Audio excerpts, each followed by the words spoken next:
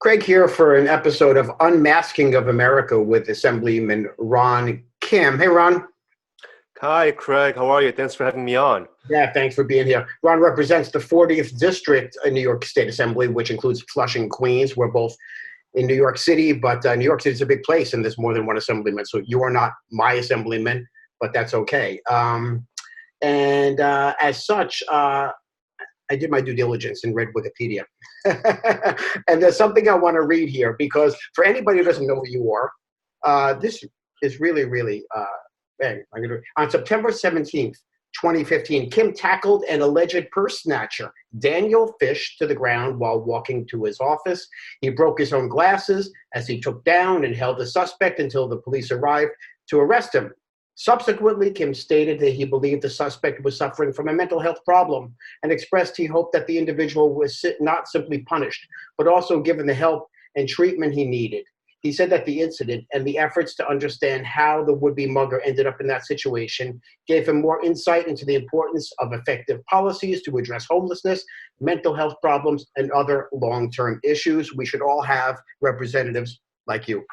Oh, thank you, Craig. Yeah, no, most people didn't cover that side of that story. All the headlines was, Ron Kim has a Cory Booker moment and he tackles a wannabe robber, etc. But there was a whole follow-up. We spent months tracking him and talking to the mayor's office and actually interjecting at the courts to understand how we can do a better job at providing wraparound services. Because this particular individual, he's a young man and he had been arrested dozens of times in a 1-year span. He had a nice union job. And within a 2-year span, he just things spiraled out of control for him. And it's reflective of a lot of New Yorkers and Americans. This was a few years ago, but imagine now what people are going through. Oh, I know. Well, it's so funny because, walking home from my local supermarket now, and I'm in Chelsea, and usually, I notice, it's New York, people talking to themselves on the street. Now I'm agreeing with them. I said, maybe I'm going to start talking to myself because it seems to be the only thing that really makes sense anymore because I can't really make sense of anything else. So the Unmasking of America, the idea is born out of is I just published this book. I'm a photographer, writer. I've been writing about, actually, in fact, I had a small publication in New York in the early 90s called The Real News. So I'm, Donald Trump doesn't own the idea that fake news thing. A lot of us have been saying the news here is not really the news anymore, and probably since the 80s. So I've been kind of at this for a long time. My first election was 1980, and that's, of course, when everything seemed to be going downhill. And I'm asking America what's been unmasked, to me, one is America's a winner-take-all game of social Darwinism. That's now, to any of us who thought that, well, now it's right out in the open, that it's the ultimate Hunger Games. I wrote a blog post yesterday, and I just want to quote a little bit from myself, only because I think it encapsulates how I'm coming to this. In late March, I found myself standing atop a lonely country road in upstate New York, amidst decay, depression, and dystopia from what had been thriving family-owned farms, abandoned decades ago by their own country in the name of 80s deregulation. With the onset of the pandemic, the rest of the country was catching up, save for those at the top for whom the pandemic has produced a bounty of riches. The warnings were clear, but mostly ignored because addressing them would mean making the wealthy pay up for their 50-year loot of the American economy at the expense of everyone and everything else. The idea that everything is for sale sold us down the river. And then, I invite you to kind of talk about your perspective and just things I want to cover. Taxing the rich, which is why we're here ostensibly to talk about what's happening in New York. The idea of people as data, which is another thing that I think is an interesting thing. And also the public hospital cuts that, it's very well known in New York, the nursing home drama and all that, and that's been covered.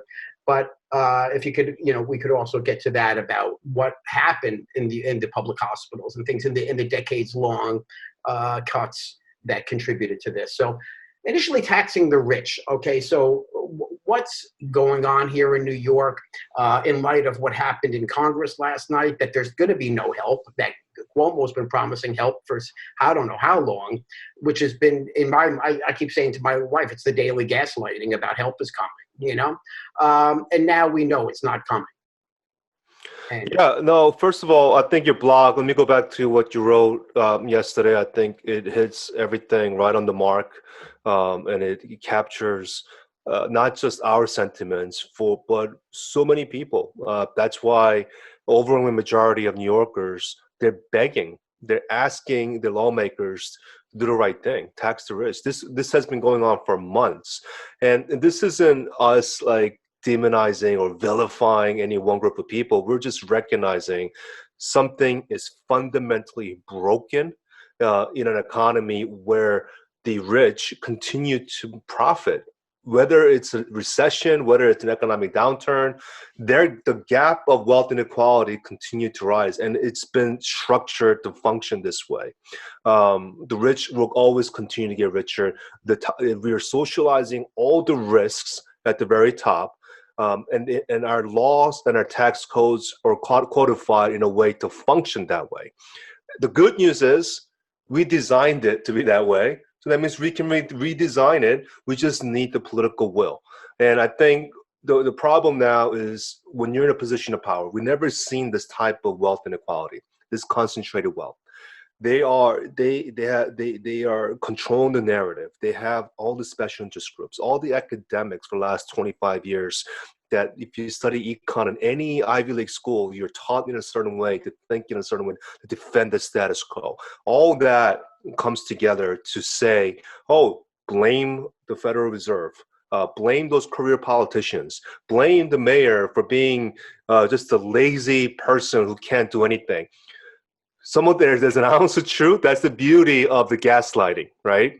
There's an ounce of truth to all of it, right? Oh, yeah, the mayor is inefficient in many ways, is ineffective in many ways. Yeah. But did he cause the situation of the social decline? No, it's them. Did he cause the 11 the Great Recession from 11 years ago? No, it was Wall Street. But they're the ones punting all the blame on everyone else except themselves. And I think the public are now fully aware of it.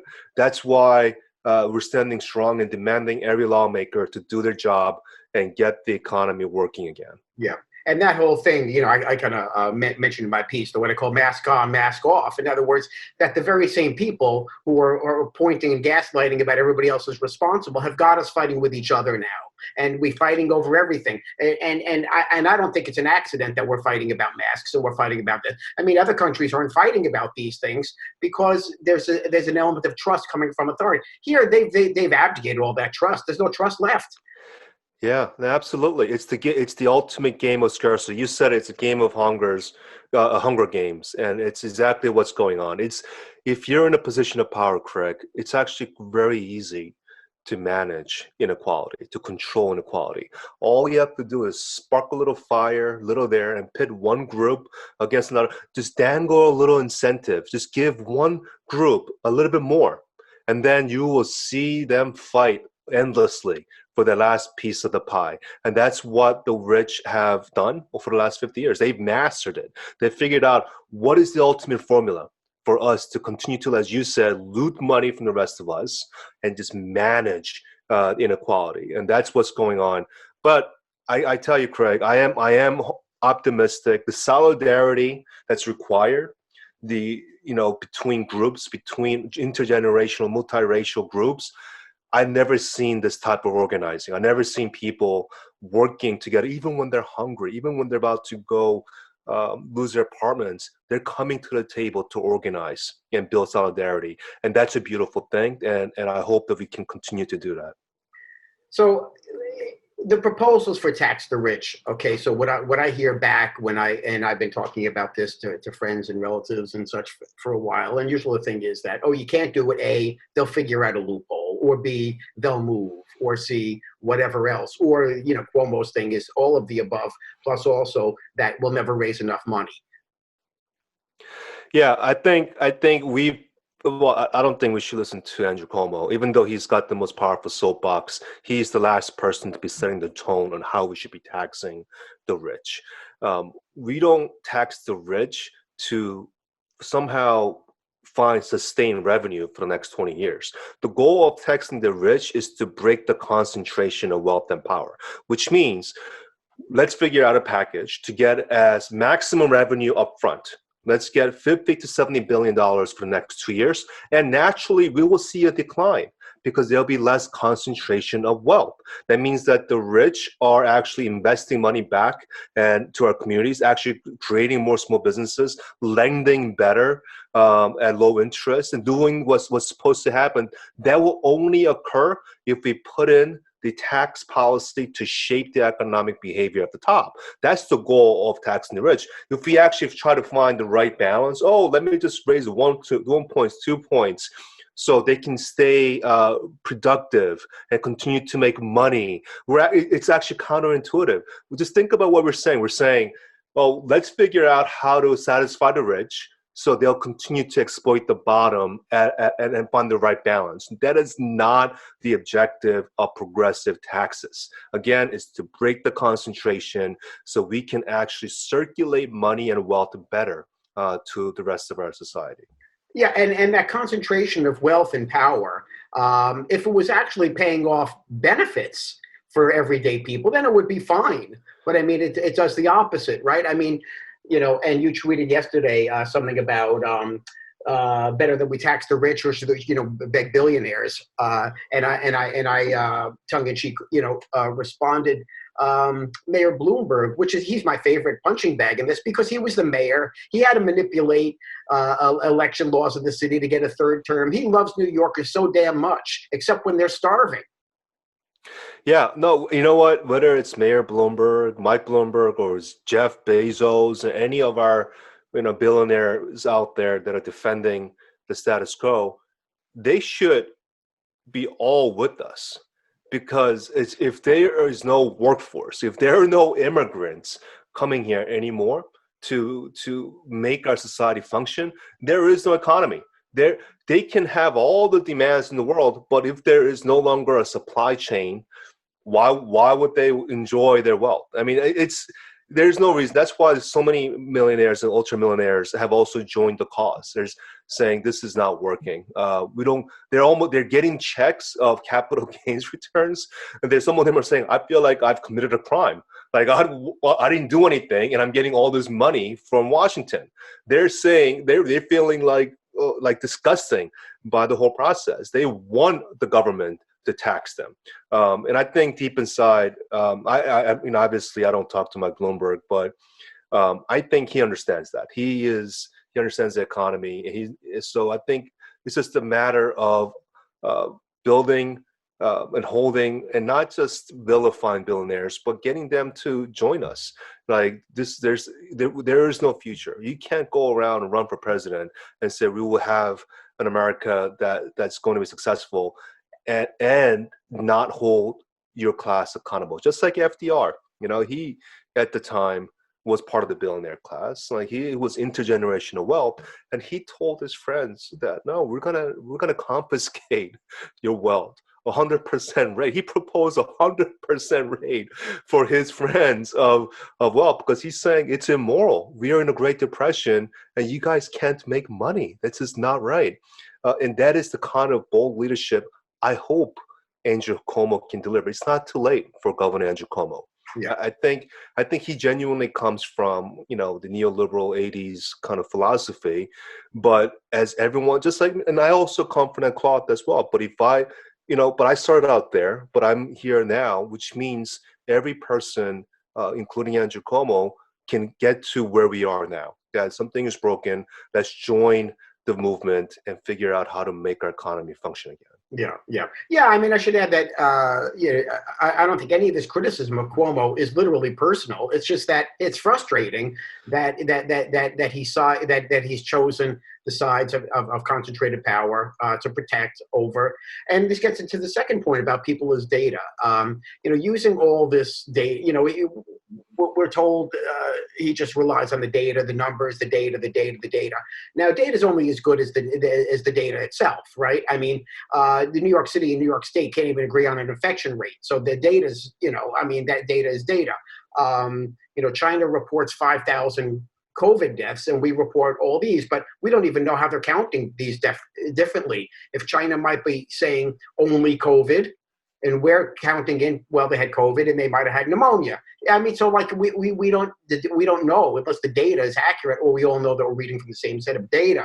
And then something you said on another video that I saw you on, you talked about that Governor Cuomo doesn't come to you, even talk to your neighborhood, to see these people who are standing on food lines.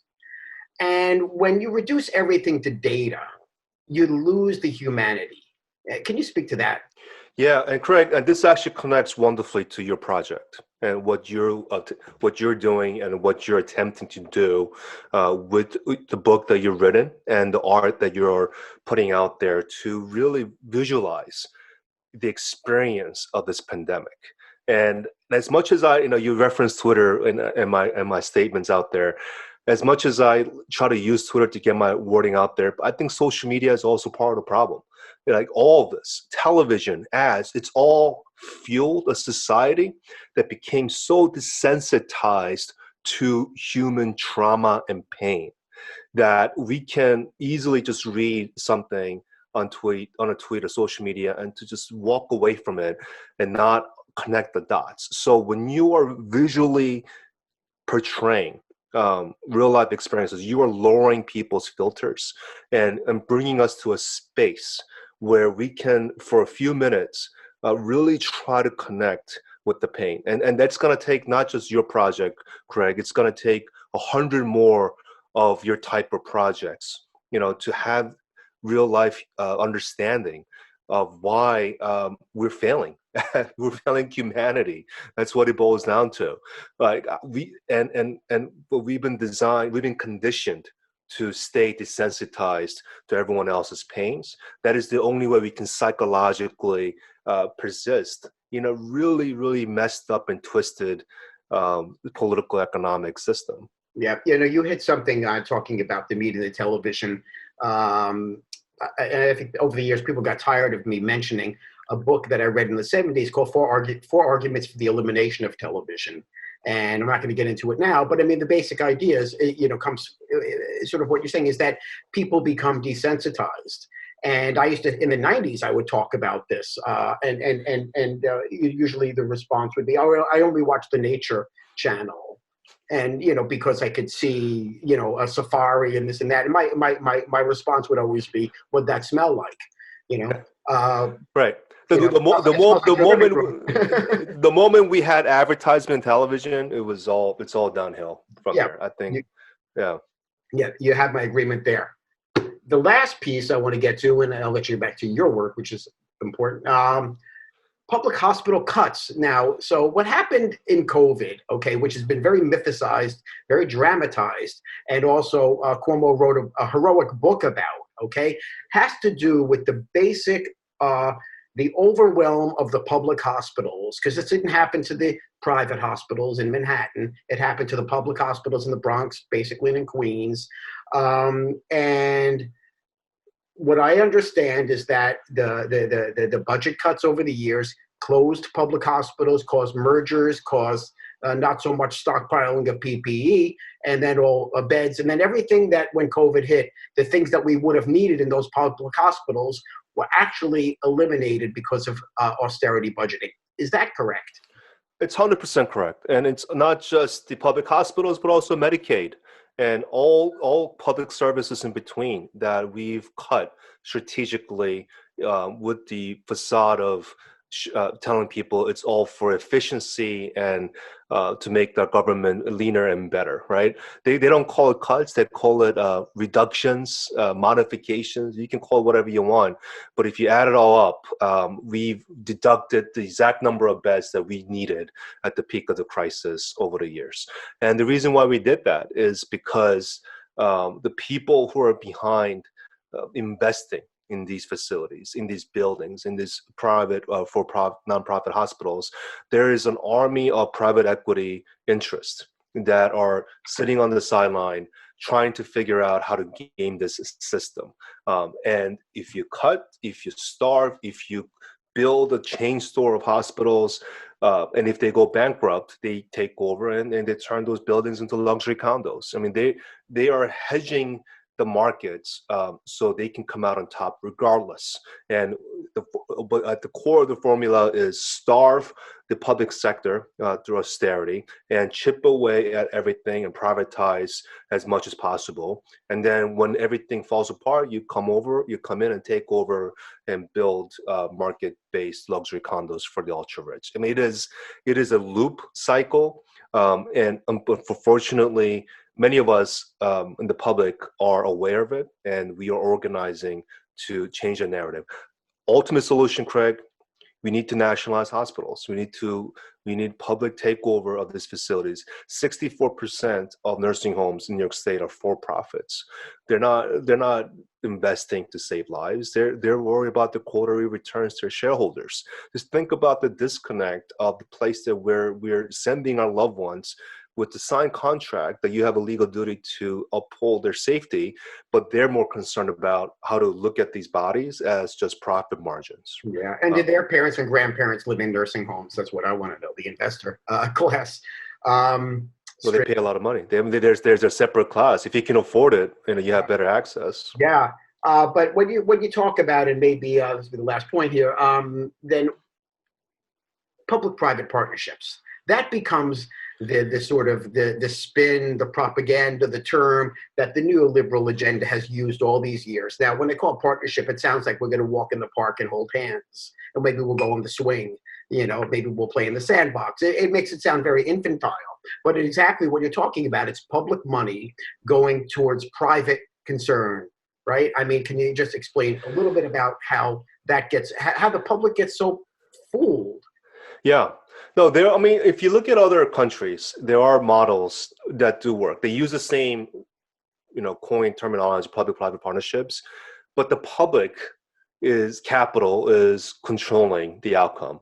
So if we're giving you to build an iPhone, we are going to get a chunk of that profit back, and we're going to reinvest back into our hospitals and schools. But right now, the way the system is structured, we're investing everything up front, and we're socializing your risks.